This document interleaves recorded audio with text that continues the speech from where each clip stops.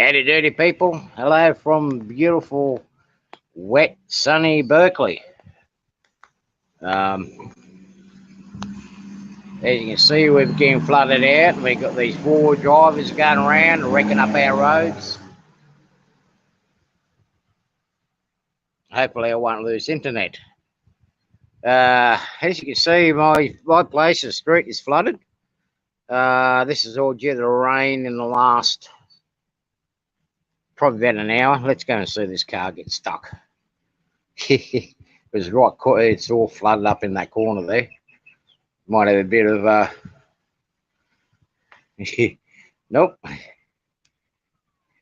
Yep, no, they decided not going to go in the water. I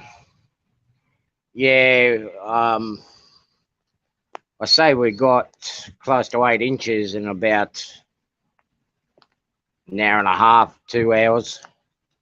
It's eased off a bit now, but it was bucketing down. I say a quick hello to everybody here. Yes, John Benicki, we had some rain this morning. You will see some of the shots I've taken on Funday, Friday, but yeah, basically all around there was all flooded where that car is. I've had water up to that driveway over there. G'day, Sparky. James, hello. Kyle, how you doing? Randall, Derek. Who else do I have? Dwight, how are you? You won the cookie. You're the first one here. John Arthur, nice to see you. Ray, how are you?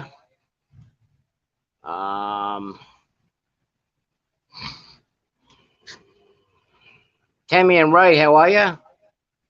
Bear Creek Woodworking, hello, mate. How are you? It's the first time I've seen you in my channel. Nice to see you. Welcome. Who else? Big Wag, how are you? You didn't get the cookie today, mate. Sorry, we're gonna have to love to see these cars going underneath the flood water. They keep getting told don't drive in it, but they insist on driving in it. But I reckon the yards, and hopefully you're not going to damage my internet cable. John Ricard, how are you?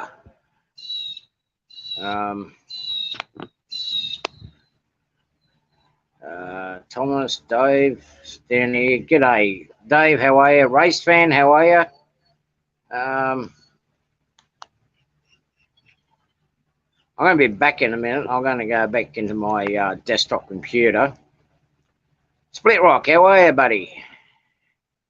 I'm going to go into my desktop computer, so just bear with me for a second.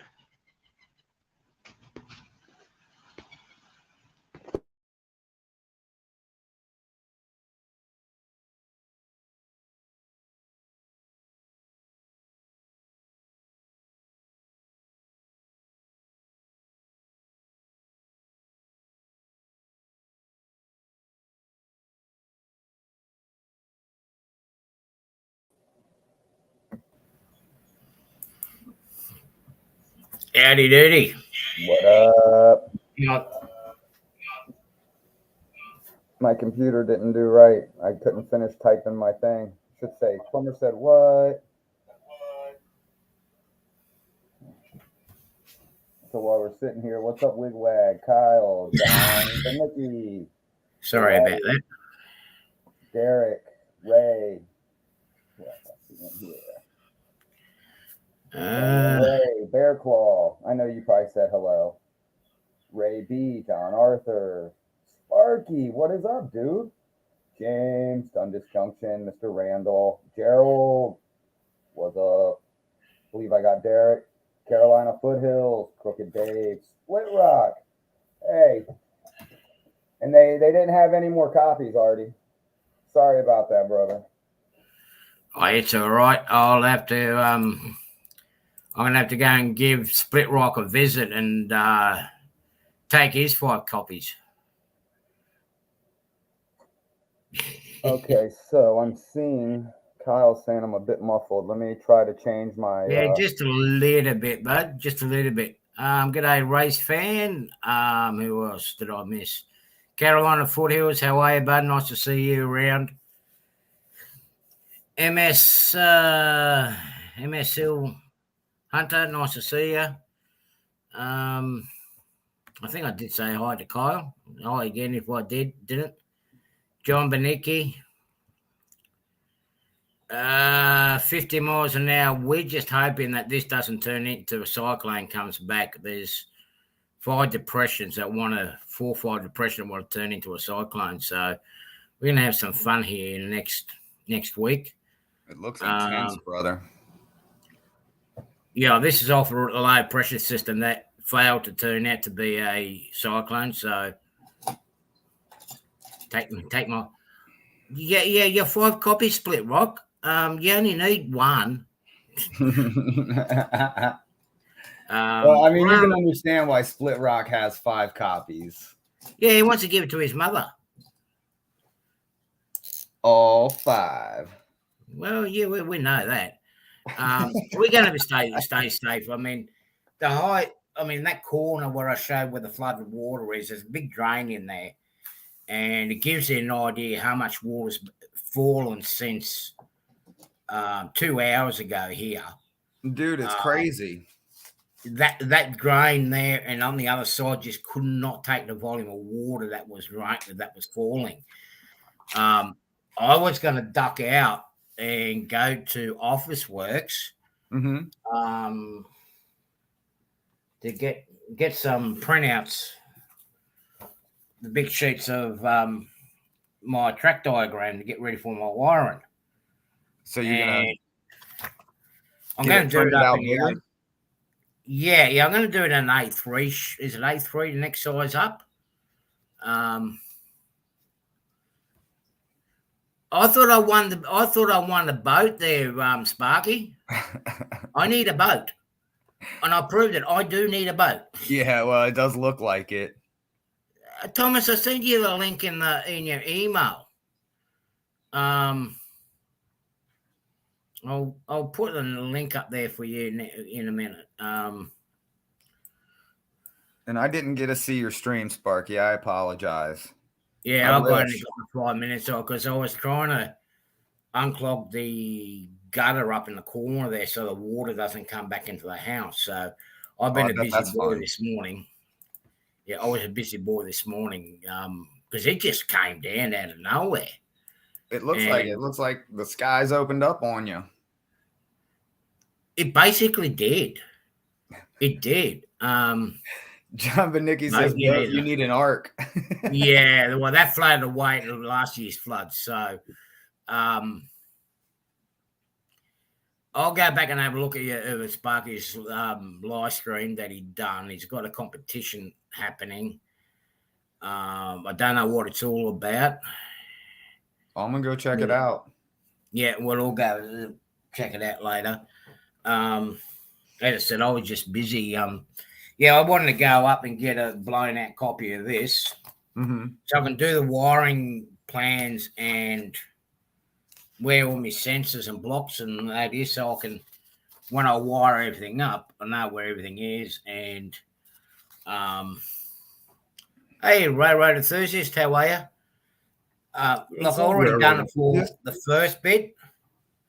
I want to do it again now, but I was going to duck out and do this, but it was bucketing down. I thought, this doesn't sound good, because I had to go with Office Works this morning to get ink. The printer won't work. Oh, that's frustrating. And so I had to duck over to Office Works, and these clouds were nearly as black as your TV screen behind you that were coming up. And I thought, I'll set up my 3D printer that I'm doing these boxes up for the panel for Dave.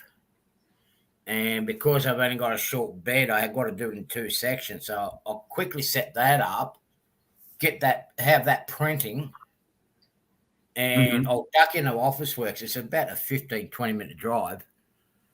get those pictures enlarged and I come back, but he was coming down. I looked outside. And I'm like, I don't know if it should or shouldn't. I let the rain ease off a little bit, but no, he just kept on coming heavier and heavier and heavier. Yeah, it looks like it. I mean, that road, you know, I'm ready to go like wakeboarding out there. Oh, there's sirens around, so I don't think we'd be going very far. Hilarious. He wasn't looking. I mean, look, we used to the floodwaters. Look, there is photos of my place here where this whole area has flooded and it's come up to my second step. Mm-hmm. But that was way back in the mid-'60s. Gotcha. And I remember the whole football ground, like as you guys all seen across the road, it's a football field. Mm-hmm. Now to the right is my old high school. I've actually seen all this flooded back in '83. G'day, Wow. Chesco, how are you? What's up, Chasco?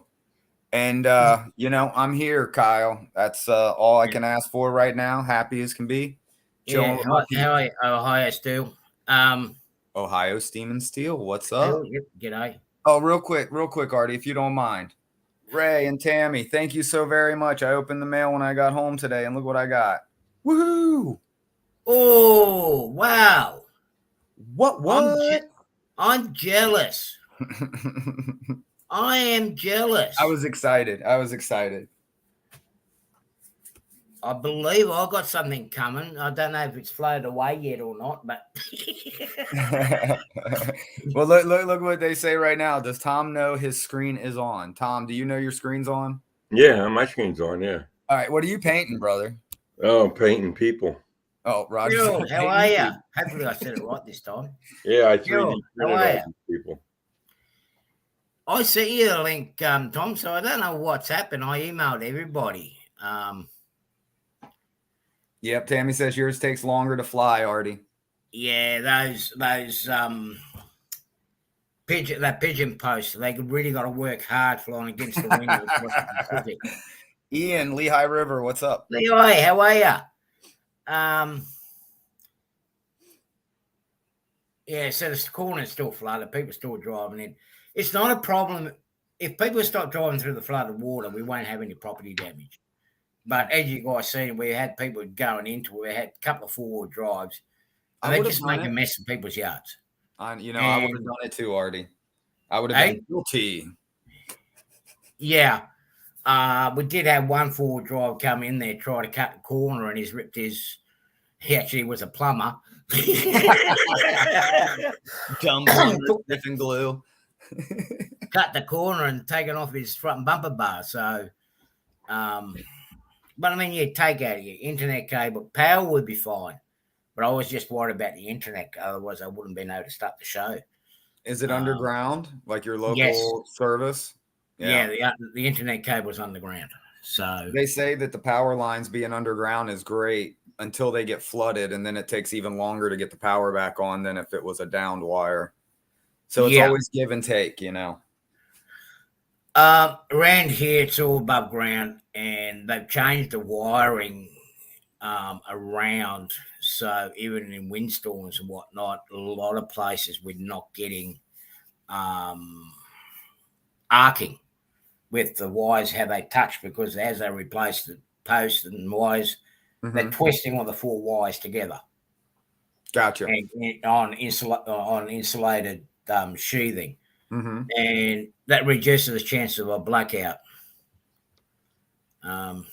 Hey, it's Australia. What do you expect? Yeah, my house, when I built my house, we had overhead power line coming into the house.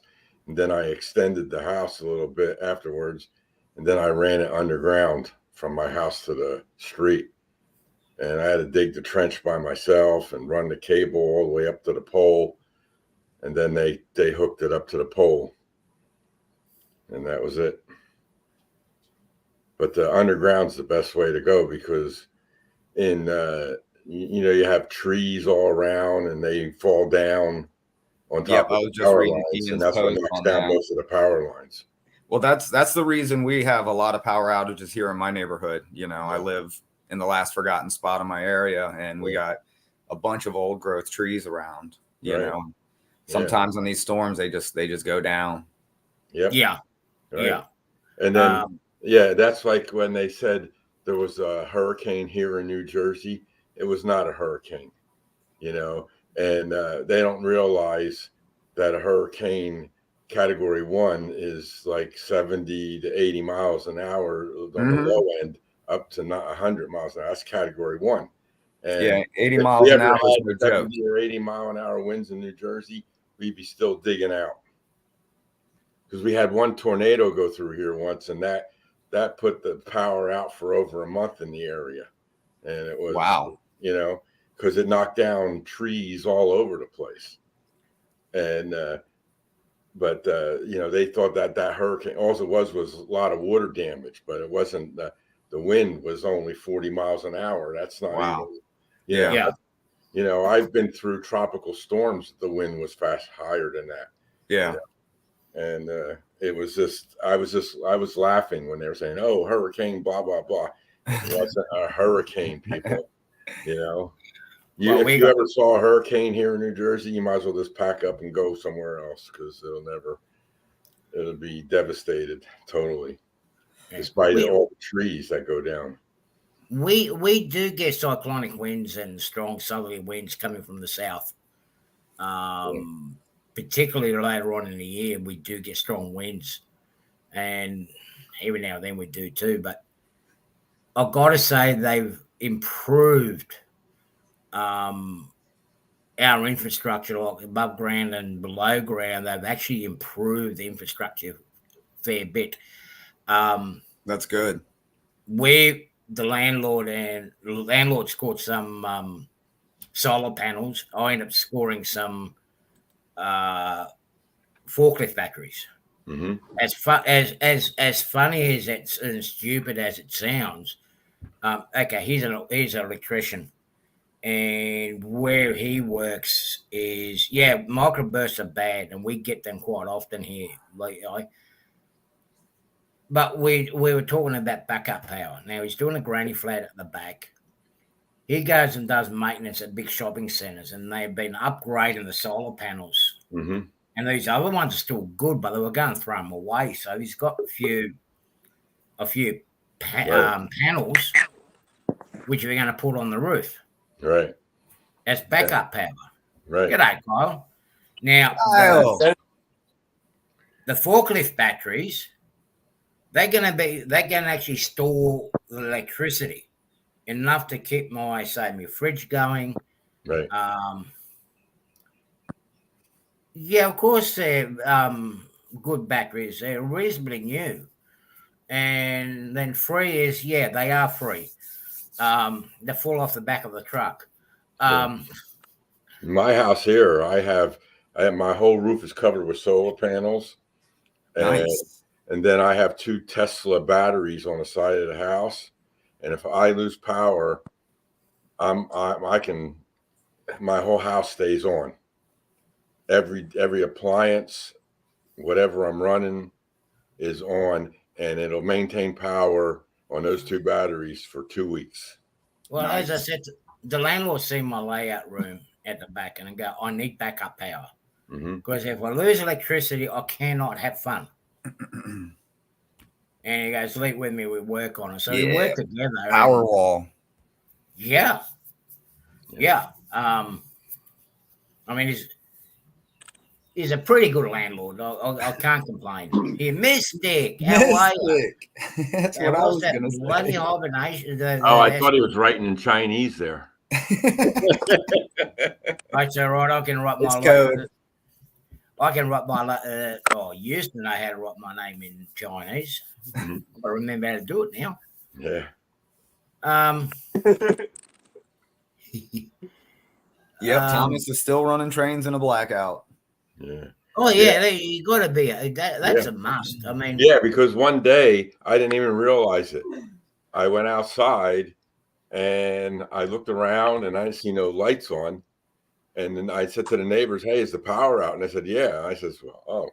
all my lights in the house were still on, and my computers and everything was still on. So, well, we have 3 generators for that it reason. switches over automatically. It doesn't. It's just like that. Yeah, that's nice. I don't have to do anything. I thought about a generator, but then you have to remember you have to get fuel for the generator to run and all that. And I says, nope, this is the better way.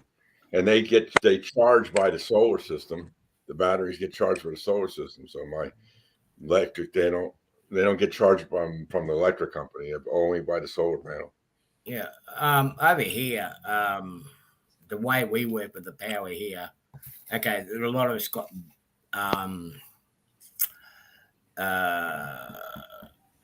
government grants or whatnot. You get a rebate for putting up the solar panels. Mm-hmm. And now you're getting, g'day, PK, how are you, buddy? PK Model Works, what's up? Yeah, well, come on, give me a break. I've got to look decent for 1st of May. Still got to. I can't grow my beard long until after I've gone to that place up in Sydney. That's right, Derek.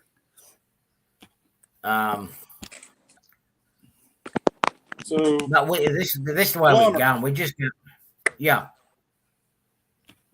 I think you get real quick. I know Plumber. He's been asking about these.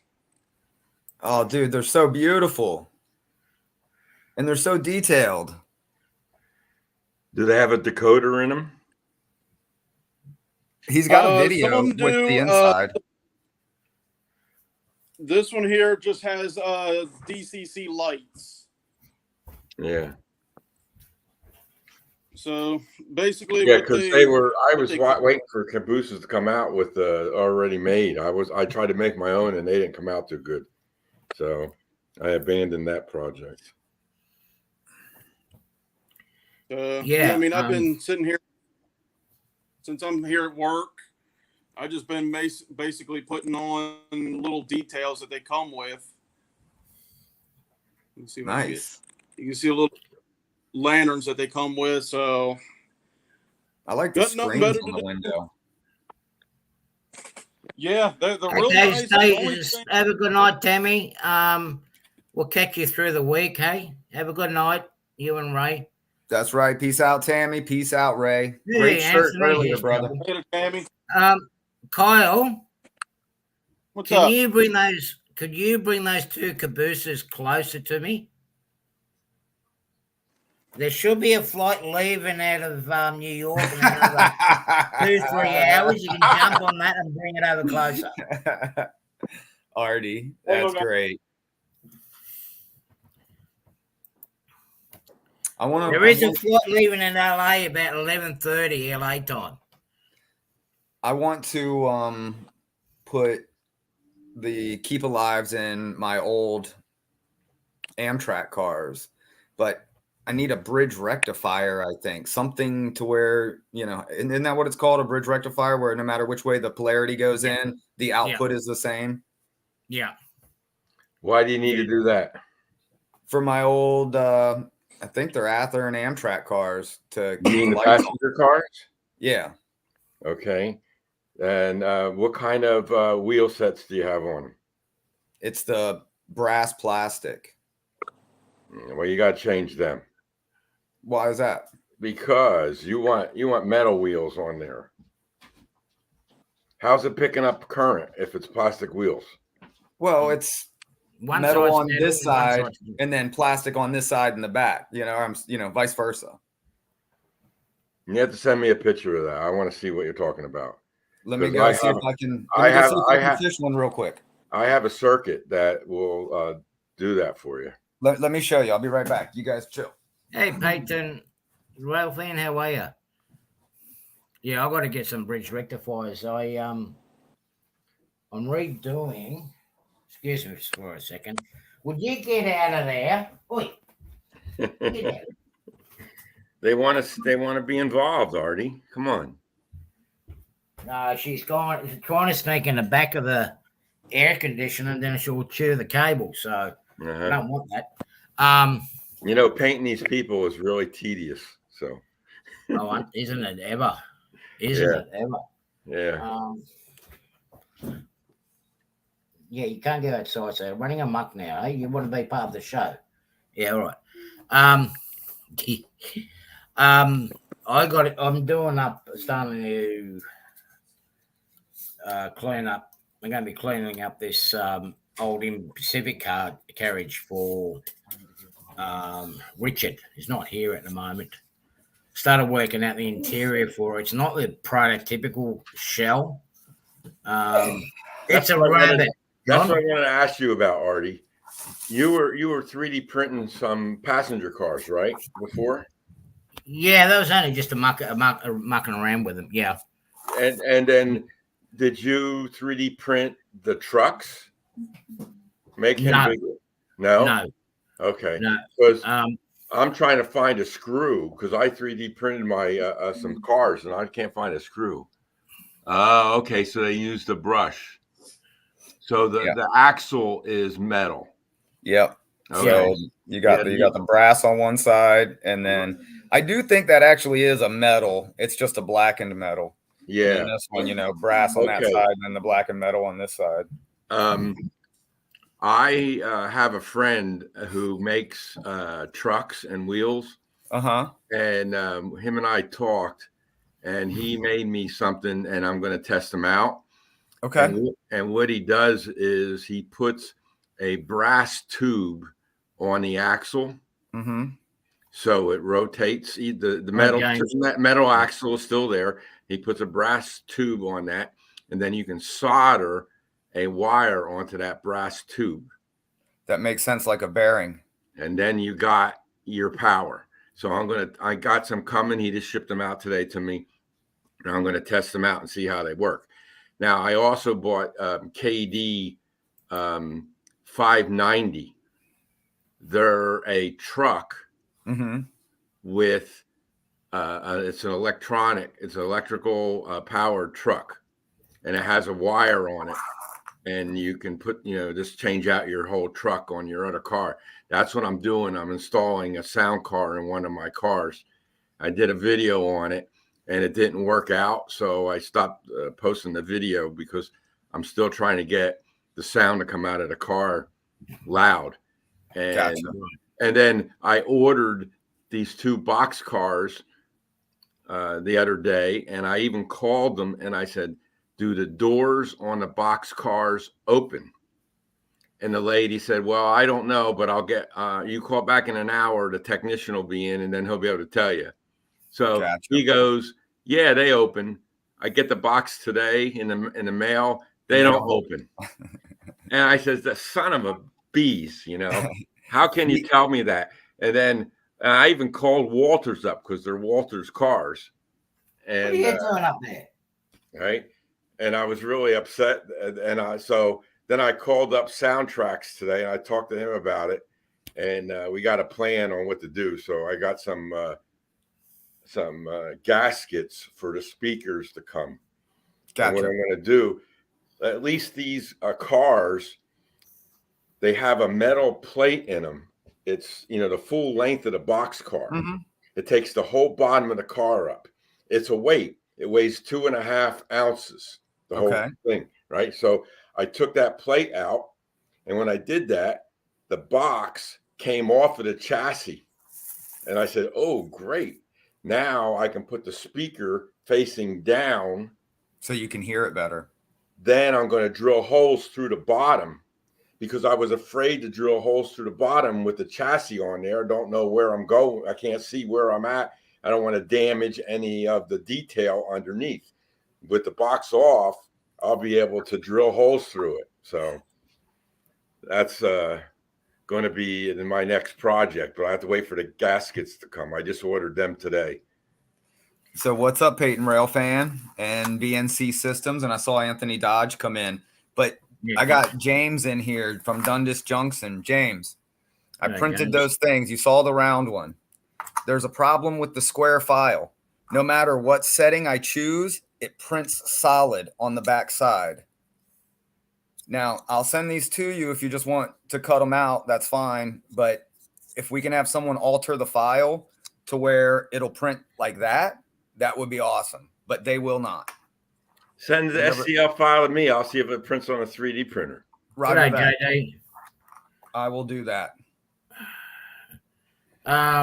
Grandpa Rails. Hey, what's up? Hey, Grandpa Rails. Thanks for subscribing to my channel today. I saw that popped up on my phone.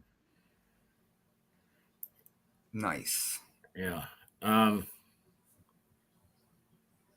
Yeah, I was going to get himself prepared to do some modeling on the screen, but thanks due to the weather, didn't get time to prepare. Hey, Waycross, how are you? What's the temperature there now, Artie? It's actually not too bad. Let me have a look. Yeah, that was a good song about to play. Yeah. In here it's about 74, so it's about 78 outside. Yeah, that's not bad. Much difference. It's nice weather, but yeah, that's comfortable. 70s. Yeah, it's getting dark again. I think we're going to get some more. I just seen some of the emergency service vehicles going past, so something's been going on. Let it play. Copyright, yeah. Copyright.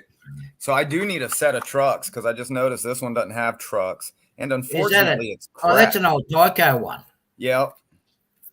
So I'm gonna have to try to take it apart and get that crack fixed, and I gotta find a set of trucks. Yeah. See, I had similar cars, but they didn't have the brass thing. I don't know how they got.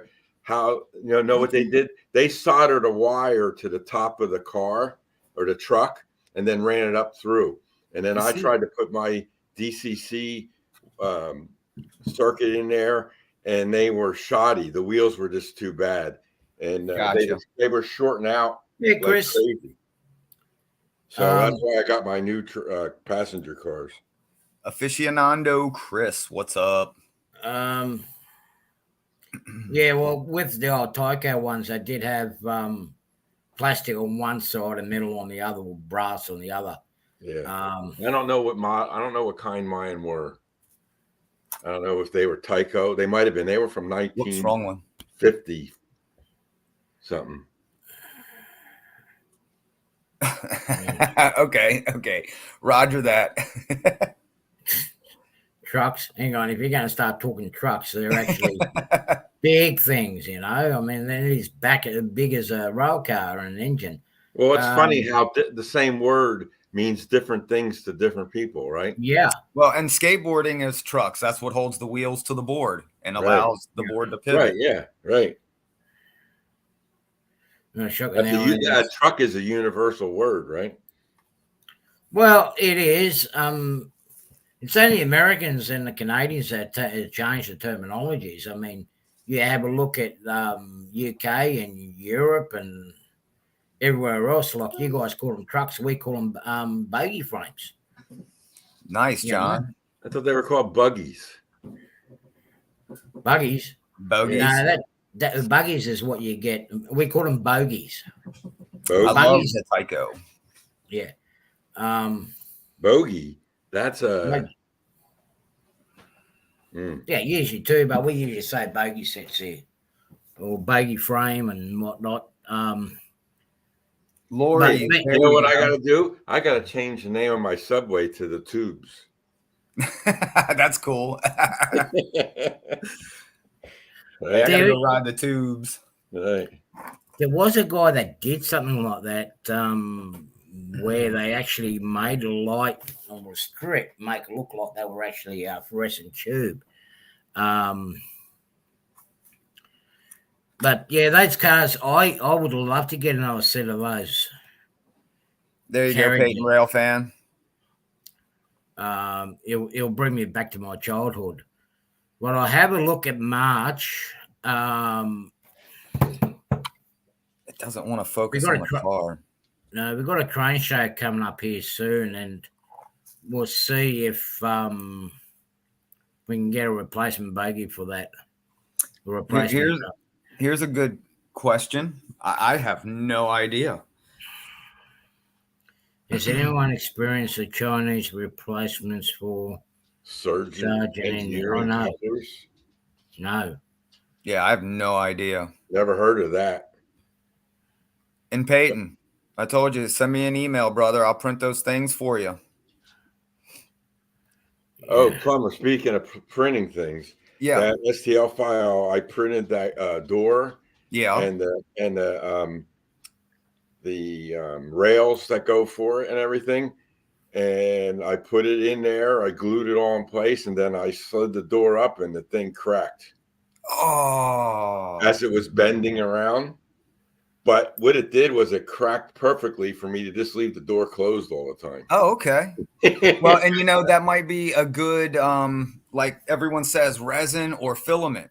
I think filament is way more flexible in the end than the resin. See, it printed it nice and thin and everything, but man, when the resin makes it it's really stiff and tight, and that's probably why it won't bend around that corner. I've been having a lot of fun with my printer, as a lot of guys know. I've got the 3D printer now. My white filament, the way I print with that, it's brilliant. It's okay. Yeah, it's good. It's okay. Fun.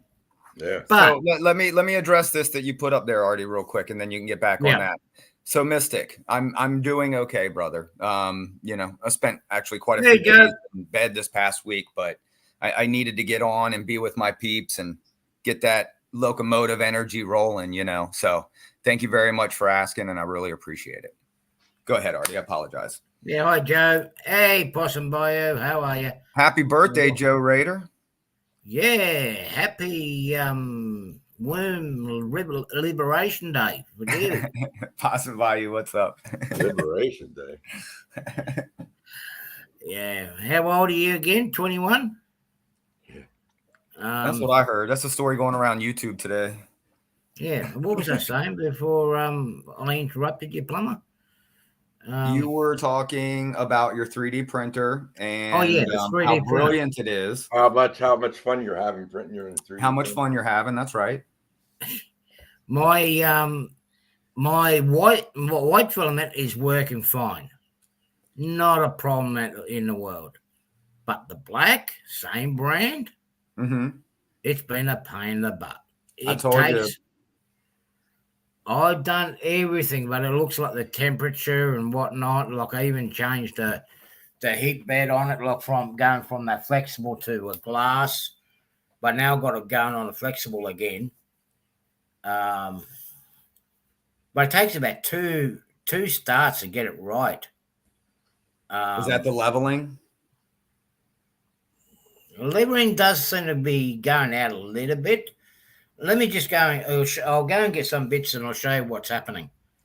Get her done. It shouldn't be any difference between the colors. Come on. Oh, no, there is. Everything is different between the colors. Yeah, it is. I'll back in a minute. The pigment they add to the plastic changes the characteristics. See, I don't have that problem with resin. Steve 87th, what's up? I use black, gray, white, clear. I even mixed colors together, and it came out nice. So anyone with a manual leveler, you need feeler gauges. This is the best way if you have to manually level your bed to get it where you want it. That's how I get good prints on my manual level.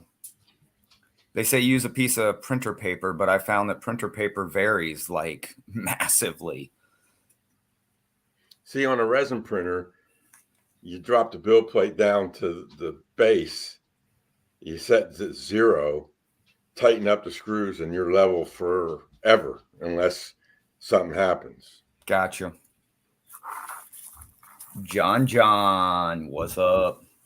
I don't know if I said what's up to you earlier. I once in a while I forget to tighten the build plate back on after I clean it after a print, and then it doesn't come out right. But see, I know I've taken it off. But you can see it just rips. Oh yeah, when it goes bad, it goes epically. Oh, it goes bad. I mean, I've got to watch it to get to a second level. What was it supposed to be? I think we all have one of those. See when that, you see how it clubs up in the corners? That could be your feed rate or your heat. Yeah, I messed around with both of them. And this is what it does. It just, I played around with the settings. But what I was doing was I was printing. I can only do it in two sections, but that's the one half of the panel box for Dave's switch panel that I'm doing for him. Hey, Steve, how are you? Steve 87, how are you? But when I go printing in the white, I don't have any issues. I learned how to bring the speed down a bit so I can get the detail. Like I've done these Was that Australian phone phone boxes. Yeah, that's awesome. That's in the white, same brand. Got the Australian post box there, and what brand is it? Oh, now you ask me. I bought it off Amazon. That's not a brand. Kansas and Colorado Storm Chaser Rail fan. What's up? Yeah, that's true, Anthony Dodge. Yeah, so that's why I can't do it. I mean, this at the moment is not too bad. Every now and then it smells like damn cardboard, but it's not too bad.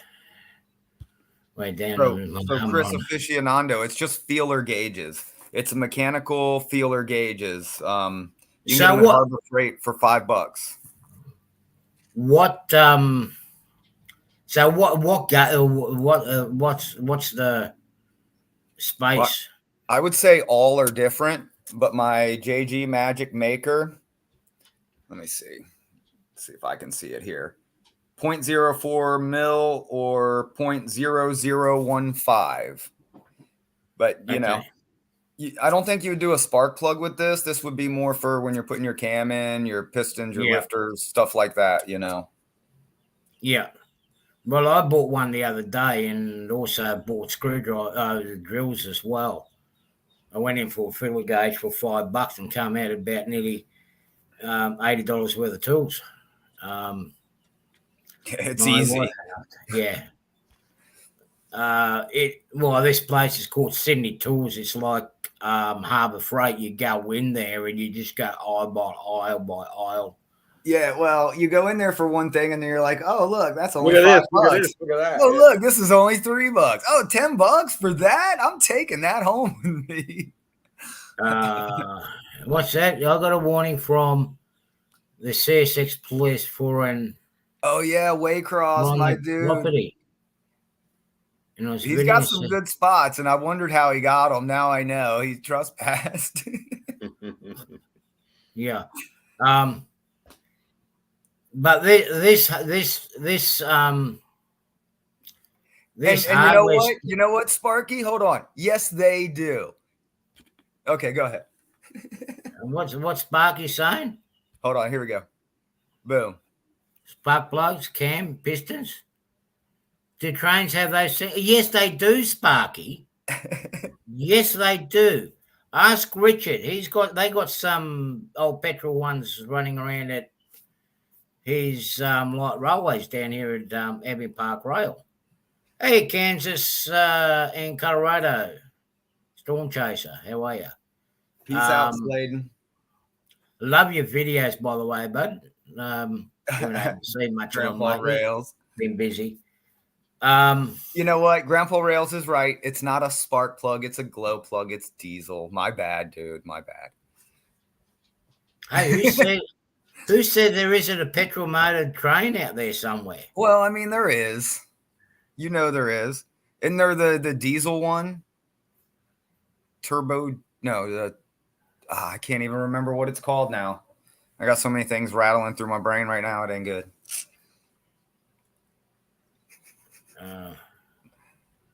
I've seen I've got 2 alarm working structure.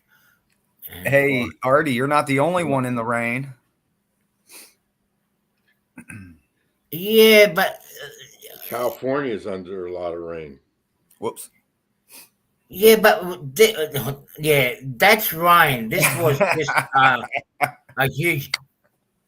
It's like someone was up above and throwing buckets of water on us. Oh, okay. My chat's catching up now. Where am I? I'm not complaining. I'd rather have the rain. Look, I'm just glad that they cut the grass. I mean, so all the water's gone now. I'm just glad they cut the grass across the road the other day. So the Galloping Goose, gas or petrol. There we go. Yeah, gas, petrol, whatever. Yeah, well, that's right. Isn't gas and petrol the same thing? Yes. Depends on what where in the world you are. Because gas in some places is like propane. True. It depends on the slang of the area. See, I never called it propane gas. I always just said, "Get me propane." Yeah, me too. Propane. You know, I don't know propane accessories. Right. But so you come over here and ask for gas is gasoline, but I've heard people say petro because I spent a lot of time in the UK. I worked over in London for 6 months, and hey, let's go get some petro in the car, and we can go down to the pub. You know. Every day at 2:00, we would stop work, get in the car, and go down to the pub. Every day.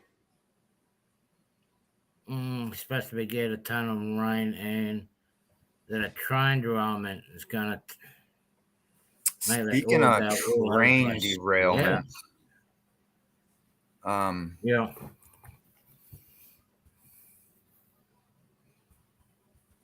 Wow. We had a big train derailment north of Brisbane, where I was near my friend's funeral, where he passed away. There was a big train derailment up there where actually it was 2 trains actually made a mess of the tracks. One side swapped the other. We don't know what went wrong, whether the wheels failed underneath it, but it's blocked the main line up to the far north end. One that catches. Oh, that's not good. As long as the crew's okay, that's the main thing. You know, freight cars and freight can be replaced. Except for my GG1s that float in the Pacific Ocean somewhere still. Things can be replaced. Absolutely. Yeah. Jesus, something's gone bad. I mean, the sirens are still going around the place. Here we go. This happened. It was either last night or the night before. Here, just a town over. I mean, it's the same county, just a different town. There we go. I saw that. I watched a video the other day that with that big train derailment in Ohio. Good night, Sparky. Take care, mate. Have a good night. I'll have a look at your video later. His truck on a railroad crossing. Peace out, Sparky. Doesn't make any sense. Yeah, so yesterday is when it happened. Pretty crazy. And then, did that derail the train, or did the train just plow right through it? Well, let me get my screen over here so we can we're not going to watch your video, that's for sure. Okay. Well, it all depends on how he got But he didn't even stop. He just kept going. He's like, what crossing? Hit the gas. Yeah, see, that happens so many times. Wow, it said the impact knocked the truck off the road and it landed upright several hundred feet from the crossing. Yeah, I think the train is fine. It didn't hurt the locomotive. No, but sometimes the way it's sitting on a track or something, it could cause the wheels to lift right off. And I don't think it did. Or knocked it in the wrong way, and then it can come off. That maybe not the locomotive, but one of the cars behind it might, get caught in the material and then derail. Yeah, but he won't do that again. Yeah, Derek.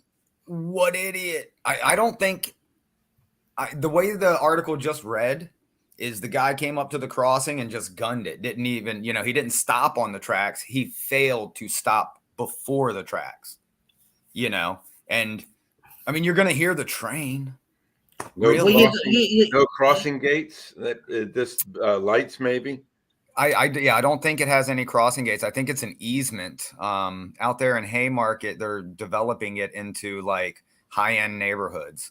So they're cutting a lot of woods down, and there's a lot of people working around the area, and probably just some construction worker trying to get home quickly.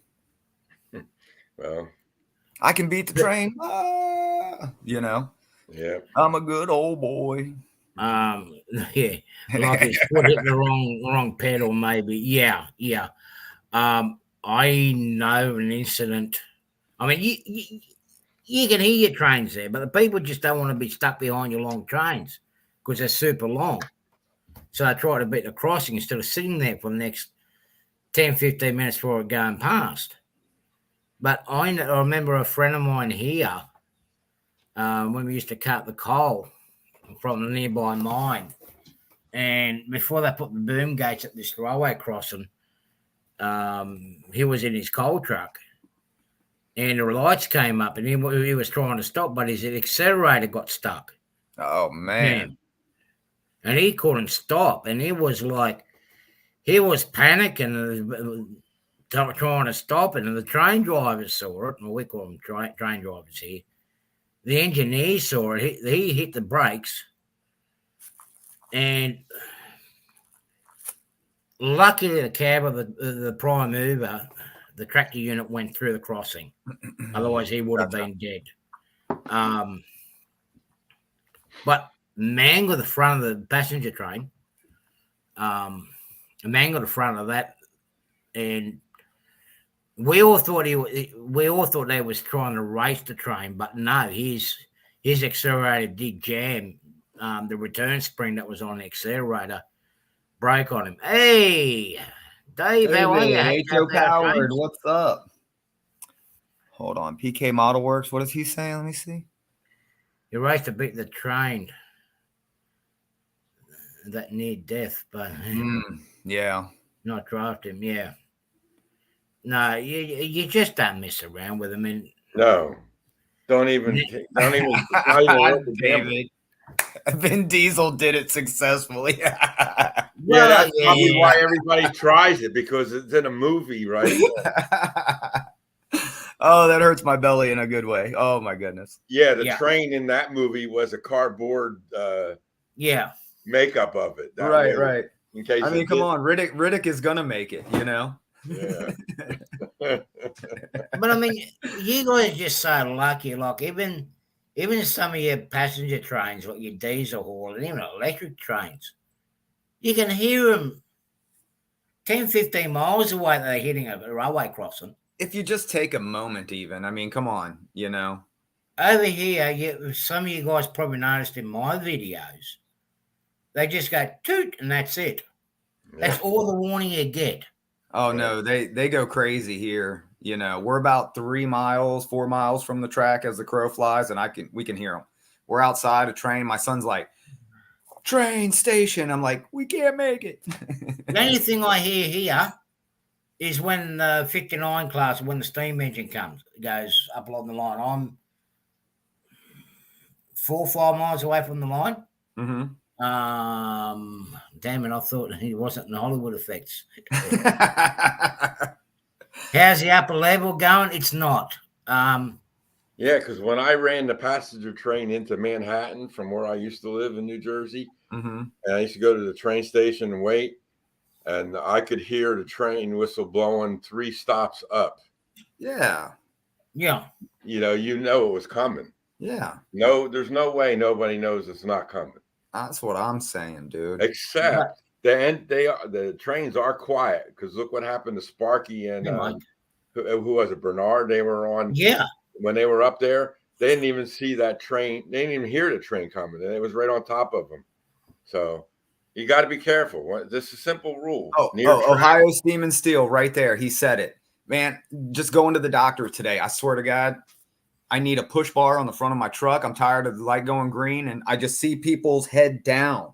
Right. You can see their head down. Then they look up and they're like, oh. I drive on a 3-lane highway, and they're in the lanes, in the passing lane, doing this. Texting. Yeah. What is it here? It's a 9, depending on what state you're in. Your fine start now from $700. Oh, wow. Right, to $1,000 for car drivers. Wow. If you're driving a heavy vehicle, it's anywhere between $1,000 and $3,000. Yeah. That's what it should just be. Just to touch the phone, even just to... People do this all day long, and that's even illegal. Just to look at it, even just to have it in your hand while your car is in motion. Right. And it's illegal in New Jersey to talk on the phone like this in the car. You need Bluetooth. If you don't have Bluetooth, then you shouldn't be doing this. And all I do is see people like this all day long driving down the road. The provisional drive, we got like our learner drives. We got, I'll pick them up for one of my streets, but we have L plates for the learners. Mm-hmm. And then we have provisional drivers, and they also have signs on the back of them on their cars. And I tell you what, they're not allowed to have mobile phones inside the main driving compartment. They're not even allowed to have it on the in the seat next to them. They're not even allowed to activate the phone. They cannot even answer phone calls. Right. If they do, they take their license off them right on the spot. Yeah, my phone automatically goes to do not disturb as soon as I turn on the car, and I don't get no calls, no texts, or anything. So it's not a distraction. Well, exactly. Nothing pops up on the screen either. It's just sitting there, and all I do is put it in my cradle, and then I have the app for showing me the direction to go home from work and back. But it just gives me the traffic, what's going on. That's why I use it. And with I don't get interrupted, So yeah, but over here it's like when I'm at work, I'll put it on silent, and the only time I have it so I can actually see my phone. But the only time I stop, and I will actually stop, is either the boss is ringing me or sending me a message, or the job supervisor is contacting me. Otherwise, I do not touch the phone. When in the car, I don't even have it in the sight. I don't want anyone to call me. Right. If I do need, this is where I'll take the call. Yeah. But now what they got here, they've actually got cameras. Oh, where they're actually detect a mobile phone, that you actually talking on a mobile phone, and he'll ping you. Wow. He'll take the photograph off you. Wow. That automatically doubles your fine. Mm-hmm. I don't have a cell phone. You're right. You're lucky, Joe. But I mean, those cameras are so good now that they even get photos of people like Daryl when he's putting makeup on what he's driving. Where did I just read that? Joe Ray don't even have a cell phone. What's up, Daryl? Hey, Plumber, Artie, Tom. Hey, Daryl, how you doing? Turn up when all the hard work's been done. I shouldn't really be even. Hey, Nathan, Randall. Not feeling well or work-related problem? The other. Got it. Yeah. Not good. Take a vacation, mate. Well, it looks like I'm gonna have to. Nice. Are we talking like the Bahamas? No, I'm talking a vacation from YouTube. I got you. But you know what I'm thinking, Daryl? Aruba, Jamaica. We'll talk about that later. It's been all right. It's been all right. We sort a few things out later on. But but over here with our new trains, particularly new ones that are coming out, they are deadly quiet. Yep. Yeah, thank you. Thank you, guys. Hello, everybody. Yeah, I just thought I would come up for a little bit, and I don't know. I'm just really not even in the mood. But, after talking to my buddy Plumber today, he's very inspirational to me, and, that's why I came up, because, I'm not even going to be going through what my dear friend Plumber is going to be going through. So, well, I appreciate that, Daryl. Thank you for the conversation this afternoon, my friend. I really appreciate it. You're very welcome. Anytime. Yeah. Absolutely, anytime. Yeah. So it looks like I'm going to be taking a vacation from YouTube for a while. I'm not 100% sure, but I don't know. Maybe one of you guys can take over next week. Thomas, maybe if you want to take over next week. We'll talk. You want to do the live show next week? Next week? We'll talk. We'll talk a little later. Yeah. But, we'll have a little chat. Yeah. What's happening? Yeah. Yeah. We. That's right, Randall. That's right. You see that, Daryl? Yeah. Thank you, Randall. Thank you, all you guys. Thank you, everybody. Yeah. Well, you got to do what you got to do, but Promenade both cheer up people who are down and sad. Well, we try to do our best. Thank you. Yeah. We try to do our best. I appreciate all of you. Whoops. Thank you. Well, guys. look, we were trying to show. I was trying to show people how idiots in forward drives and cars driving through floodwaters and. Oh my God! Yeah, those people think they can go through anything, right? Yeah, they do. Yeah, I mean, they absolutely. And then they get in 6-8 feet of water, and then they go, "Oh, now how do I get out of this?" I'm one of them. I cannot deny. I like 4-wheel driving. You do not. I tell you what, you just do not go through floodwaters. Like in that corner there, it's a bit of a hollow, and of course the water's not the drain's not taking the water, and it's a huge drain, right? And deep. But because of the hill slopes, all the water's coming from the football oval, coming in the street. Of course, it's not flowing in there. I mean, the water was knee deep.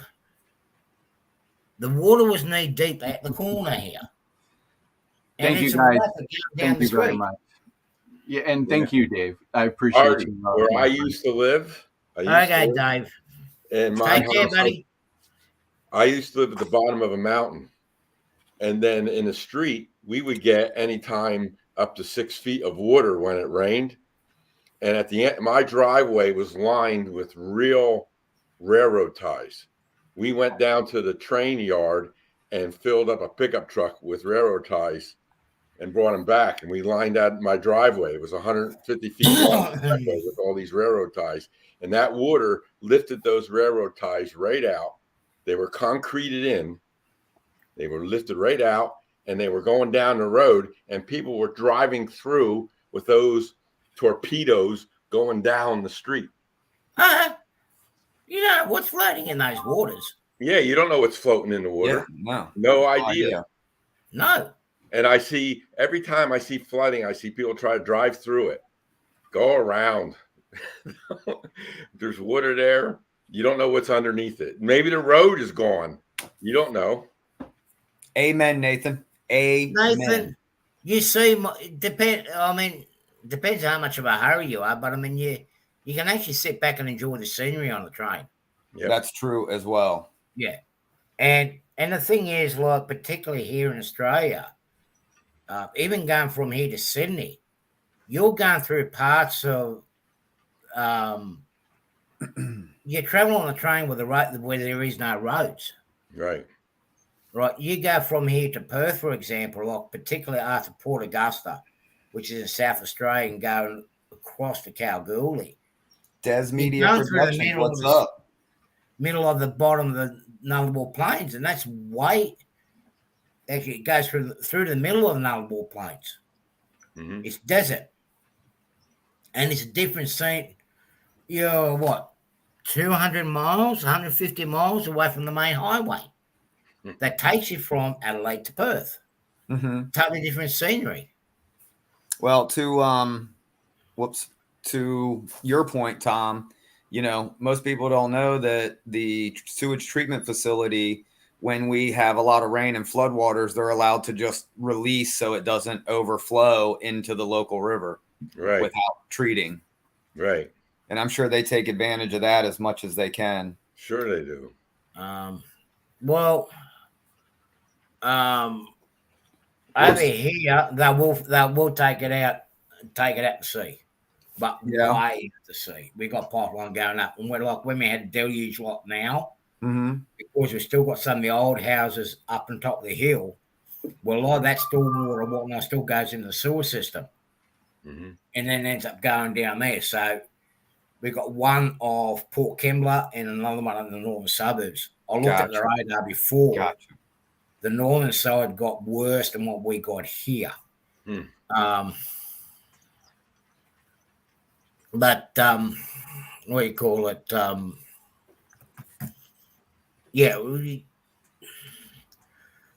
But most of the time, I mean, it's only an emergency situation. But in the United States, how you've got all your river systems but not just that, even here, all your sewer system, it's all going to go into the river. Right. Yeah, eventually. Eventually, it's all got to go in there. And if there's a big rains or floods, your water's contaminated. That's why I'm glad here, because our water comes from up the top of the mountain, and there's no houses near it, and no sewer flows into it. Right. Yeah. I don't mind flying. I mean, I've got to say one thing, though. The security in the United States is a little bit stricter than here when it comes to going to the gates. It's not the strict problem. So, for instance, we went on a Disney cruise, and we were flying down to Florida. We went into the airport, went in, whatever. There was a plane delay. We're sitting there at the gate. So I'm like, I'm going back out, right? I go back out, and I come back in the same exact line, and they stopped me for something different. I was like, dude, I just came through with the exact same stuff. You checked me, and you didn't say nothing about that last time. He's like, step over there. I'm like, oh, God, here we go again. I want to send you some eucalyptus while he's there, plumber. Put that in your bag, and they'll think you're carrying explosives. Oh, God, no. I don't need any more trouble, Artie. I don't. I'm not even doing anything, and I'm getting in trouble. These candy, the eucalyptus candy that we have here, and they're good for cold, for sore throats and whatnot. They're like your anti-cold or soothers. Hold on. Ohio Steam said he lost sound. Did anybody else lose sound? It's got to be on his end. Okay. Oh, he got it back. I see it. My bad. Grandpa Rails, thank you. They for some reason, it only happens in LA. It triggers off the bomb detection system because the odor that it sets those machines off. Wow!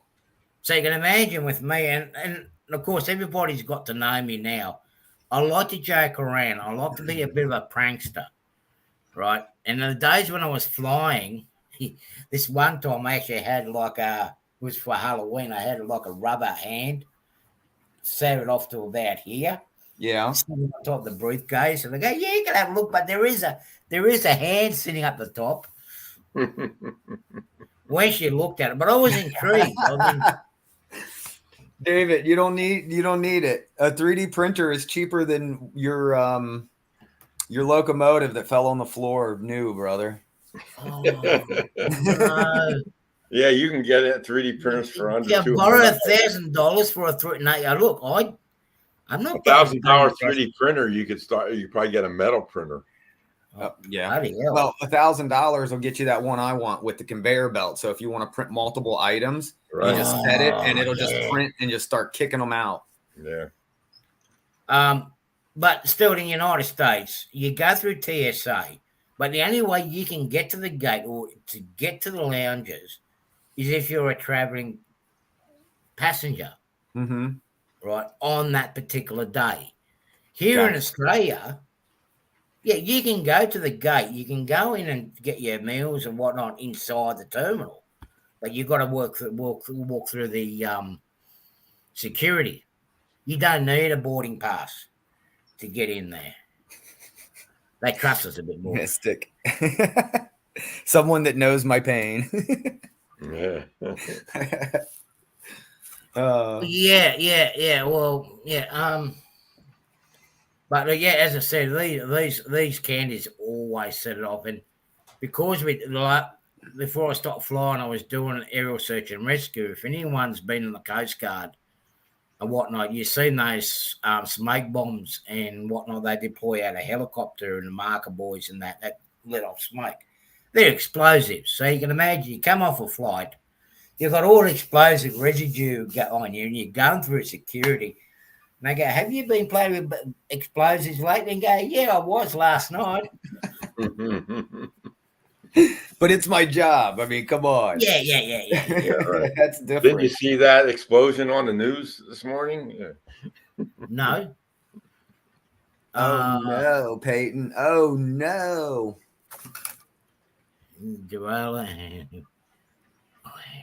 Yeah, that's brutal. Oh. Uh-oh. Artie, please help me. I'm trying to go to sleep, and my husband is TikToking, and they just had Americans trying something called Vegemite. What the hell is it so I can go? So she can go to sleep because he's driving her crazy. And you know what? Vegemite sandwich, right? Hilarious. Well, there he goes. He's going to go get the Vegemite. Because he comes from the land down under where the women glow and the men plunder. Now, this is Vegemite. It's like Marmite. Hey, Nancy, how are you? And it's an Aussie survival kit. And you see how much I still got in it. Nancy J, what's up? It's like grown like Marmite. Thank you. Thank you very much, Nancy. I appreciate your love. Yes, Men at Work, John. That's who it is. I'm sorry to really hear that. I know there's a lot more people, you know. I just look, I always tell people, if you're having a bad day, this is what I always say, and this is what keeps me going. Just go up the elevator once. Just go up the elevator once at a children's hospital. Now tell me how bad of a day you're having. Right. Yeah. And am I not right, guys? No, I mean, you can look at anything. It doesn't have to be a children's hospital. There's always somebody having a worse day than you. So. No, but you see some sick kids, and dude, that'll just kill your heartstrings, man. Yeah. No, I see it on TV commercials all the time. You know, ads for the children's hospital or the Shriners Hospital, all that stuff. Yeah. I just like I said, after having a conversation with a cab crew member, Steven, this afternoon, I remembered that the things that I said, and I gotta keep strong because. Sorry, I didn't mean to laugh at you, Daryl. Laughing at the comment. No, that's okay. No. There's a lot of good people in here tonight, so it was really good. And I think if this is the best therapy for me, I'm just not in the mood. So hopefully maybe I can still get in the mood, because I'm usually Mr. Chatterbox. So, yeah. Well, you got 3 other chatterboxes here too. So yeah, you do. Worry about that. And it's okay, Nancy J. I hope you feel better. Yeah. I hear that, Nancy. So was she happy with the Vegemite you showed her? I don't know. Tell me, does that look like peanut butter? Is that what it looked like? No, it's. Or is it a chocolatey color? Oh, that would be heartbroken, David. Yeah, I hear you. I hear you, Wigbag. I hear you. Because that was at the empty jar there almost, right? No. Well, no, Derek. No, Derek. No. No, it's about half full. No, it has to do with my other. Yeah, I've got to try that too. Vitamin B. It gives you vitamin B when you're not getting vitamin B. Right. It strengthens your bones. Let's give some vitamin B. Does it taste like chicken? Does it taste like chicken? Thank you, Paige. Actually, no. It actually tastes like beef. Overcooked beef. What is that? Is that like a peanut butter almost? That's what I was saying. It is actually salty. It is salty. Okay, but like, is it like a butter? Is it like a spread? Is it like a mustard? Yeah, it's a is it spread. like It's a spread. Like we okay? put that on. Like when you make Here it. we go. Boom. There's what it is. It's a brewer's yeast and spice. Tastes like Yes. beef bouillon. Yeah, Okay. exactly. Yeah. So, Nancy, oh Daryl, you don't want to eat it. It's nasty. No. No, I don't think I really want to taste it. So John, I think the beef bouillon, I think that's what the closest thing, right? I'd try it. I'm not opposed. Hey, you mind, guys? I'm going to show off something that I've been up to. Oh, sure. please. Let's see it, Daryl. So let me let me pull it up and That's my lunch. What'd you do? Just dip your finger in there? Yep. Gerald says it looks like a Vitamin Pro. Hey, I think we got the wrong one. Who's that guy? I got the wrong one. Holy So crap. this is what I've been working on, the round table. Oh, I see you got It's some amazing palm trees there, huh? Yeah, You've done and I've so got some much. foliage there, and like I said, with my layout, it's more modern, but I like to do things differently, and I think I pretty much accomplished this. I didn't want the whole roundhouse being round with a bunch of trains in it, because I have a locomotive, old steamer facility that I park those in. But I decided instead of putting a diesel for fueling up, locomotives, I decided to put a pad there down with a curb so it doesn't run over the track, and just keep a tractor and trailer there, or the trailer for fueling up the diesels if they want to be. Right. And then on the left side of the screen, there's some old containers that I just put together, and then on the right hand side, I built up a building, and it's just something different. Is that the Woodland Scenics flag there? Yes, that actually is the Wooden Scenics flag there. You know what I did? I know what I did with mine. I got one of the Woodland Scenics' floodlights, and I put the floodlight up to the flag so it lights. Thank you, everybody. I really appreciate that. That lights up the flag. So I don't know if can anybody read the sign on top of the roundhouse? Can anybody see it? I can see it on my screen, but I can't read the letters. You can't read the letters. Okay, so let me see. So let me see if I can't grab that. Okay, it's going to be a little shaky, so I'll go around.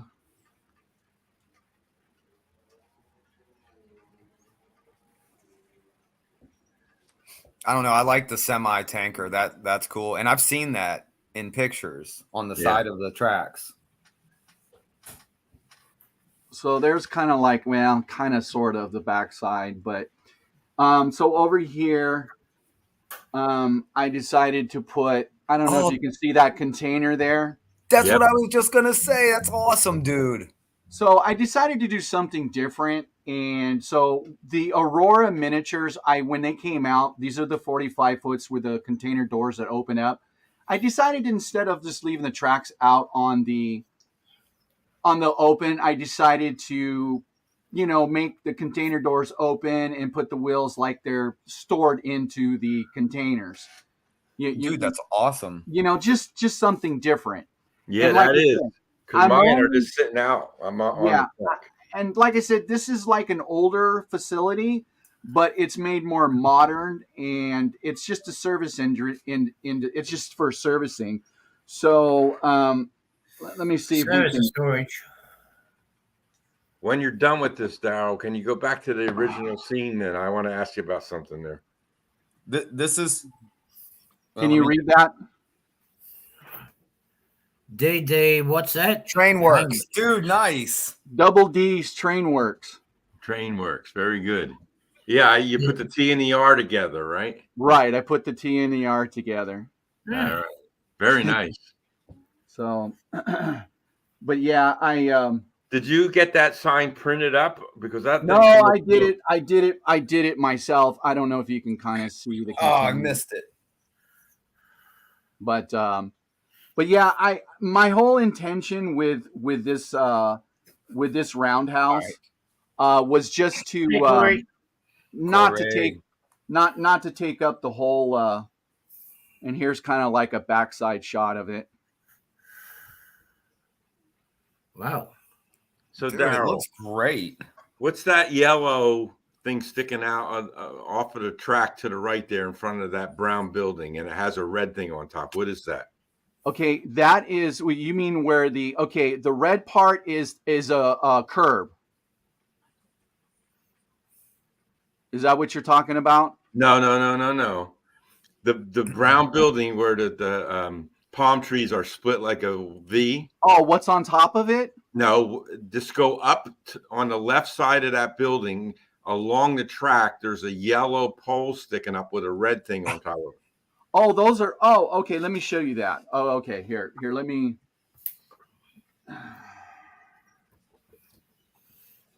There's my state body truck. I like. Yeah, that's actually a UP high railer. Nice. And so now with the okay, so I decided with the pad. Okay, it's all about color. I don't know if you can catch it, but right here, the planter bed right here, right, that is done in a code 83 rail. Nice. For a planter box. So it goes kind of around the building. That's so brilliant. I use the code 83 as a planter bed. So now what you're asking, Tom? Is that red thing there? What is that? Those are stop signs and railroad crossings. Oh, okay. What those guys in Haymarket avoided yesterday. Yeah. They didn't listen. So I kind of wanted to show that off. Now, because the gravel is kind of grayish and brown, I didn't want to put a concrete pad. So I put and actually that concrete, I painted it black so it's more asphalt. Right. And because for the camera. And so I just kind of wanted to show this out. But I think my railroad crossing came out pretty cool. It looks awesome. The wood looks old and aged as well. Yeah. So, and I like how you mix the different colors of the gravel, faded it around to look, right, natural. Well, thank you. Yeah, I think the front three palms, I had to etch them out just to get them because palms grow in 2 and 3s. So, yeah. So in any case, so I just kind of wanted to show that off. What I was actually doing.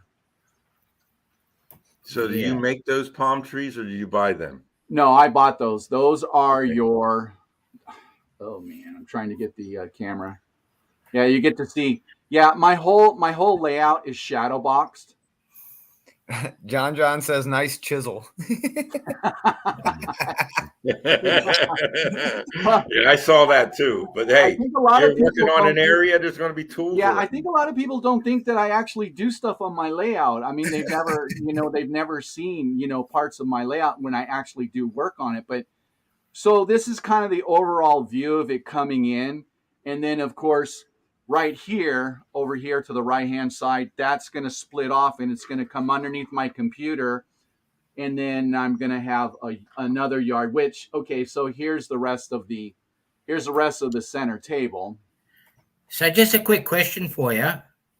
Those palm trees, are they Californian palms? Are they they're palms or are they Florida palms? Okay, forget the bag. Okay. So, I mean, you kind of get the gist of my layout, how it rolls. Hard hat warning. We're entering the construction zone. Yeah, no, I mean, so that's kind of how this layout is set up. Hey, Kevin, how are you, buddy? And it's been a long time since I've actually worked on anything on my layout, so it was actually really nice to actually. Okay, you guys are going to see something. There's newspaper hanging down. There's a reason why there's newspaper hanging down. I took the valences off because it's all about how you stream. Because is there a TV back there? Look, if I don't have those papers up there, those bright lights shine in my glasses, and it doesn't look good on camera. Do you follow what I'm saying? Yep. Because they're very bright. So I had to take the valences off. Well, I had to take it off anyways, but I'm going to eventually put them back on. But yeah, it's kind of funny, my setup, but you got to remember, you know, I'm still learning how to live stream and what looks good and what doesn't look good, you know, so. Mm-hmm. Yeah, it looks good. It looks better than what my top layer is looking at the moment. Looks amazing. I like the spine cars in the background too. They look good just sitting there. The whole scene, the way you've set it up, perfect. What road name are those cars? Are those Union Pacifics back there? Yeah, they're Union Pacific back there. So what did you guys think about the container with the wheels in them? I mean, do you think that's a cool idea? Something different? Yep, I like that idea. Okay, all right, then I'll keep it. What is it they say? Imitation is the best form of flattery. I'm gonna do that. I already have it printing. So, but I gotta tell you, okay, the flagpole, because I know so many people in Southern California around the train stores. One of the guys just called me and said, "Hey, I caught you streaming the other night. I saw those box cars, dude. Those look cool." And he goes, "Oh, hey, by the way, what you ordered came in. Do you want me to drop it off at your house?" And I said, "Yeah, could you do that?" And I said, "Hey, one more thing. I need a flagpole for my building." He goes, "I got whichever one you need." And no lie, he brought it to me, and I set it up that night. And to me, the flag just made everything look awesome. It's a shame that you got. It's a shame that you're waving the wrong flag. The best flag in the world is the Aussie flag. Well, I had 3 to pick from: Russia, China, and United States. Oh, bloody hell! Not much of a choice, eh? Thank you, Bob PK. Thank you, everybody. I just want. Okay, postmodern. Yeah, no, it's still. So I'm going to put my mug back up there, but yeah, that does look awesome. Raiden says no. It's New Zealand. I guess that's what that is the best. Well, look, Kevin, New Zealand copied from us. The only thing I knew that would get already. You guys turn your white stars to red stars. That's a bit of a worry. Hey, Pappy, how are you, buddy? Whoops. So, Daryl. Yeah, but you see, you guys got more train tracks over there. Pre-ordered a scale train. You ordered a scale trains? Yep. Really? Yes. But it's a DC ready one. I didn't get the the one with the decoder in it because I want to put my Tasami 2s in it. And then I found out that the scale trains, they have a proprietary chip on their boards that they put in the engines, and it blocks all the lighting effects from anybody else's decoders. Oh, interesting. Right. So you have to change out that board on the scale train, then put in a buddy board. And some guy makes these buddy boards, and then also Atherns has a buddy board that goes in the scale trains. And then you can plug in your Tasami 2 or your Pavlova's our idea, Kevin. Bugger off. So, isn't that a cruise? I think I heard a cruise commercial for that. What's that? Pavlova? Yeah. No, it's a meringue pie. Oh, okay. Meringue. Well, maybe that's what they're serving on the cruise. You're thinking of something else. Here, I'll we had that when you're talking about that, Tom. We have the same issue with 2 brands here in Australia, which is like my 82 classes and some of the new Aussie ones. they're actually designed to go with ESU decoders. Right. Mm-hmm. But if you want to run on a different decoder, you got to change the wiring in it slightly to actually have certain functions working, like ditch lights and directional ditch lights and marker lights and whatnot, you know. So who and where? That question. What's the price of chips for Leica over where you are? Where? Here? Yeah. The last time I went to 7-Eleven, they were $1.99. Yeah, right. $1.99. Stop right, and they were on sale for 99 cents a bag. Yeah, and that was the American. That was the American chips. That was the American chips. Right. Yeah, about $2. I heard if you get a big gulp and a hot dog, your chips are free. Yeah, exactly. I don't think that's the chips he's talking about, though. I know. $35 for a decoder around here on the cheap side. Oh, okay, I got a question, Thomas. Okay. Yeah, just let me answer Kevin for a minute. Oh, Kevin, yeah, go ahead. Yeah, the chips over here, they start from about $40 for the non-sound ones, and they're going up to $300 for the Tsunami 2s. Mm-hmm. Gotcha. So we're paying too much. I'm getting them on from the US now. Yeah, I get the Tsunami 2 for about a little under 100. Yeah. So I don't want to buy a decoder until that Blue Nami is either fully released or it is fully released. It is. Or I just have. I mean for Android, really. When I say fully released. Yeah. Oh, they don't have the app for the Android? Is that what you're saying? Not yet. Only Apple at the moment. It's still that new. What does that tell you? It's still that new. No. What does that tell you? They wrote the code for that decoder on an Apple computer. That's what that really tells me. Right. Exactly. Well, you have to get away from down there, you. You leave that cable alone. But that's what reason why I like Tasami is another reason. It's made in the United States. And they're a pretty good decoder too. And I'll tell you what, the after-sale service with soundtracks is outstanding. This is way before I end up meeting up with Jason through YouTube. If I ever had a problem with a decoder or whatnot, I sent it back to him. Half the time, all I had to do was pay for the postage. Right. You know, I never had. What they do, you know what they do? They don't fix it. They just, if they have it in stock, they'll just send you the replacement right away. So you're back in business. But the one I sent back, they didn't have in stock, so they fixed it. And it took a couple of weeks, but I got it back. It was over the holidays too, so kind of hard with people out and everything. I'm just happy with what comes in the box and what I buy. I have no issues. I don't have to send anything back. I just put them on the track, program them, consist them, and I'm happy. I'm just that simple kind of person. Yeah. I like what I like, you know. Right, exactly. And that was going to be my next question is why would you take a Scale-Trains and tear it apart? Yeah, if it's working, I'm not going to tear it apart because for two reasons. One, I want to run a Tasami 2 in it. Oh, okay. Yeah, you can do that. A shop out here in Southern California.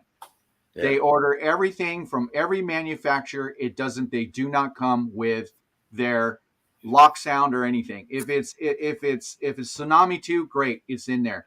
But everything else that they buy comes without the decoder in it. That even includes Scale-Trains. Right. Yeah, that's what I ordered without the decoder. So right. And then I'm going to have to take out that board because I was talking to Soundtracks and they said, we found that this chip that was on the board was blocking out all the extra lighting effects that you have on an engine. The ditch lights, the walk light, step lights, the side lights, and all that kind of stuff wouldn't be able to be programmed. And they found that that proprietary chip was blocking the code that was, being sent through to the Tasami 2. So Soundtracks is trying to work with Scale Trains to get that board, get the code for that board so they can code up their decoders to talk to it. But it's a battle that they have to fight on the side. So okay, Peace Kevin, out. you take care, mate, and stay safe. You guys are going to be getting some nasty weather too, just like what we have. So stay safe there, buddy. And that's true, Ray Ron, if you got a bunch. Yeah. I know with one of the decoders, I think I messed something up when I was wiring up, and one of the other ones, he just stopped working altogether. I rang him up and I go, yeah, just send them over, and they sent me a new one. So every manufacturer's got their concept on what they're going to run, and they got their preferences. Like everybody here in this panel here, there's different decoders or different throttles that we use. I'm using NCE. He's using MRC. I don't know about Plumber, what he uses. I'm using Digitrax. Digitrax, right. And then Tom also, he's doing NCE, aren't you? Mm-hmm. Yes. Tom. So when it comes to the manufacturers, they're doing exactly the same thing. They have their preferences. They like the Australian manufacturers. They stuck with ESU. Why?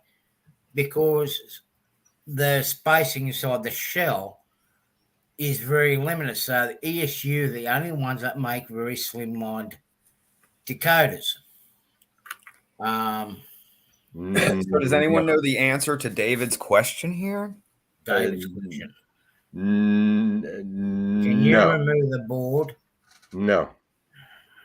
Because the decoder, the Dasami 2, I don't know if they make a decoder that will go into that engine. What engines? Which engine are we talking about? Well, the one that I got on pre-order from Scale Trains. You probably could. You probably could, but the thing is, no, Soundtracks. If I could, the guy from Soundtracks would have told me, just take that out and put in our decoder. No, he came back to me with, you have to have a buddy board, and that's what they call them, buddy boards. Okay. So what you're talking is when you get a GCC ready locomotive, that's the board that either has the plug or anything that has the plug on it. There's a board there. All the wires are wired to that board. Right. The lights, the power, all that stuff is wired to the board. And then they might put a dummy decoder in there. Yeah. I've seen dummy decoders in the engines. Then you just pull that out and you plug in another brand decoder, right? But that buddy board that comes on a Scale Trains has a proprietary code in it, and they don't release that to anybody. And so you don't have the source code to do anything with it. Right. I gotcha. Okay. Well, it looks like I won't be buying Scale Trains in the distant future then. Well, I don't understand why if to Soundtracks has been like the #1 decoder for the last couple years, and why don't these manufacturers say, hey, let's put Dasami 2's decoders in our engines? But they're their own business, so they decide, maybe they think it's cheaper to go with a lock sound or an ESU or a BLI or whatever. I don't know. So yeah, whatever. I can't say what they, why they make their decisions. Oh, well, you can apparently buy them. John Arthur, DC buddy boards are cheap. Yeah, they are. They are. Yeah, but I just got to buy them. Soundtracks gave me a couple links to go and get them, and I looked them up, and they were, a couple bucks. They weren't that expensive. And this comment right here is what makes me jealous of O-Scale. Because a lot of that stuff just comes inherently in almost every locomotive, but also that's why they're stupid expensive. Yeah, well, Yeah, we're all nosy. For the love, George. You're here for the love, brother. Yeah. But as I said, every manufacturer gets a certain deal, and with a chip provider, or someone's got certain preferences. I mean, you could be a Ford person, you could be a Nissan person, or GM or whatnot. You know, everybody's got their preferences. Hey, I want to change the subject real quick. Okay. Right here. Here's the subject. Prodigy Wireless, MRC. That's what you see running my layout. That's what works for you, right? Very happy with it. Does everything here. You all want to see the back of it? There you go. I don't know if you all can read that. I can't read fine print. If it was right in front of me, Daryl, I wouldn't be able to read it. Okay, go ahead, Tom. I got a question for you, is all. I just 3D printed this flatbed. Mm-hmm. Okay. Bottom. I printed 2 of those myself, brother. Okay. Guess what? When you put the truck on, the screws I have will go right through the bottom. I need a small screw to put the trucks on, and I can't find them anywhere. So that file came off the Verse of Things, right? No. No? So the one on Thingiverse, you're supposed to put a wood deck on. Nope. This came from Tom and whatchamacallit, Tinkercad. Gotcha. No, it looks like the one I printed. Yeah, well, they all look similar, but the fact is that it has the hole. I put the holes in the bottom there to put the screw in, but I don't have a screw that will fit. The screws that I have are number 2s. I don't remember the exact number, but they're 3/8 inches, 3/8 of an inch long is the shortest ones I have, and 3/8 of an inch will go right through the bottom of that, the top of that. Is that a flat car? Is that what you said? Yeah, it's a flat car. Well, I'm going to put. What I'm going to do is just put a 40-foot container on there and just run it around. Okay. Well, you can take one of the packets, and you can just weld it to the plastic weld a coupler to it. No, the coupler is not my problem. It's the truck. The screw's too long for the thickness of the car body. See the truck on there? Oh. That's my problem. I can't find screws anywhere. I go to like Home Depot, and the smallest screw they got is a number 3. Home Depot's not going to have anything like that. Your train shops are going to have stuff like that. Yeah, I'm going to have to go to the hobby shop, I guess. Right, exactly.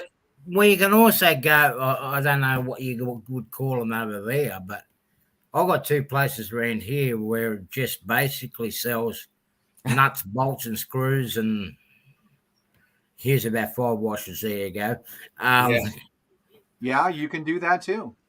But then you're going to have to lower your coupler box. Yeah, by a lot. Yeah, that's true. Yeah, that's true there. I need a real short, thin screw. So the number one consensus is just snip the screw, cut the screw.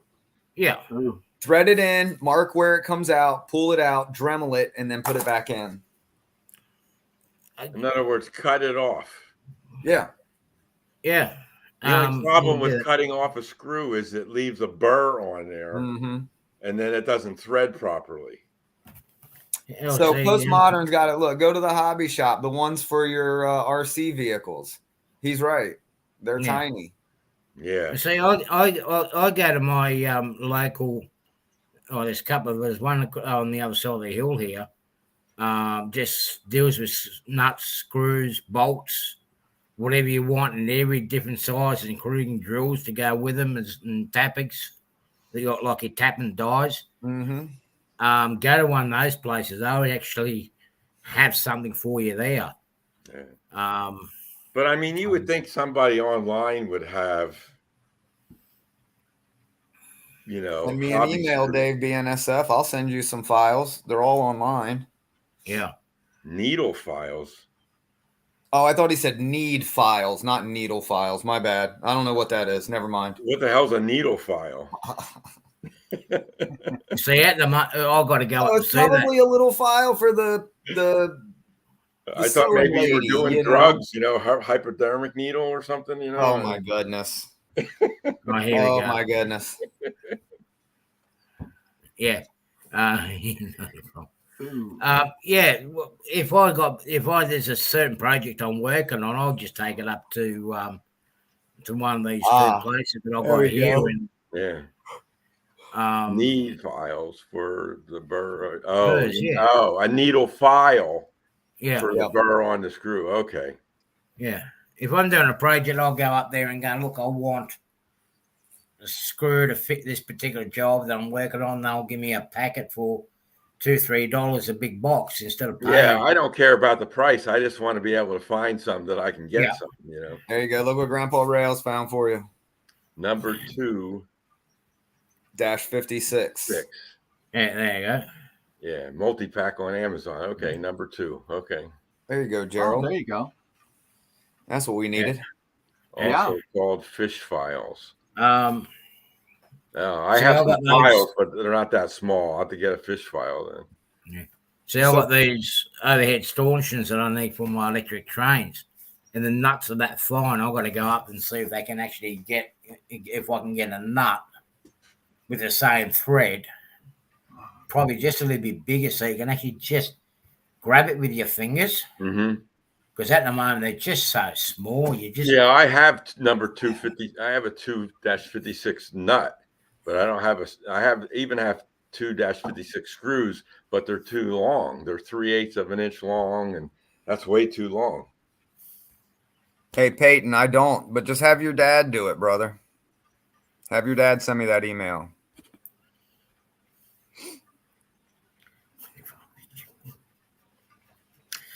Because you can. Yeah, right. You got to button those fish bones. I'll tell you what, when they get caught, oh boy. Yeah, I mean, like with me, I already do my too much shopping online. I'd rather just go to the particular shop and just that's what I want. That's what I want. If I'm lost, and I'll go to my brick and mortar place and go, look, this is what I need. This is the project I worked on. But then again, I spent thousands and tens of thousands of dollars at that shop, so I suppose that helps out a little bit. Thomas, I don't think he is, Derek. A floor. Yeah, like I was saying, the file exactly like that I printed, it calls for putting balsa wood strips across very thin to look like a wooden deck. Yeah, no, this is just plain old flatbed. That's it. Well, that's actually a good idea, Stephen. I mean, that's actually a really good idea. Yeah, it'll give you a little bit more bite there, Thomas. Mm-hmm. Because it'll give you a good weathering. Exactly. Now, I think that's a great idea. Well, if the container would cover the screw, then it wouldn't matter then, right? Container would. Oh well, yeah, that is true too. I mean, if it's going to be permanent, Thomas, just glue it and then screw right into the bottom of the container as well. Well, I have 3 different types of containers I can make. I have one with the roof comes off. I have one that's hollow, and I got one that's solid. And I could make the one that has hollow with no bottom, and then put that on there. Just lay it on top of that, and then it'll. So. Gotcha. I have to figure that out. Yeah. Well, listen, gentlemen, everyone in the chat, I've got to say, I'm getting extremely dizzy, and I need to go take some medicine and lay down. I am now since the gutters are dried up, the waters are drained away. I'm actually going to call it quits too. Thank you everybody for joining us on our Cab Crew Wednesday on this show. Hopefully it wasn't too boring. I was going to do something else, but I didn't have time to prepare due to the weather, and I thought I wasn't going to last this long. So everybody take care. I don't know who's going to take the show next week. Just keep an eye out. One of us will be here. Yeah, one of us will be here. Everybody have fun, look after each other, be good, and if you can't be good at it. Right. Yeah. Peace Thanks, and locomotive guys. grease. Right. Good night, everyone. Good night, Farewell, everybody. boys. Thank you. See you, Thank you, gents. everybody. I Ladies. appreciate it.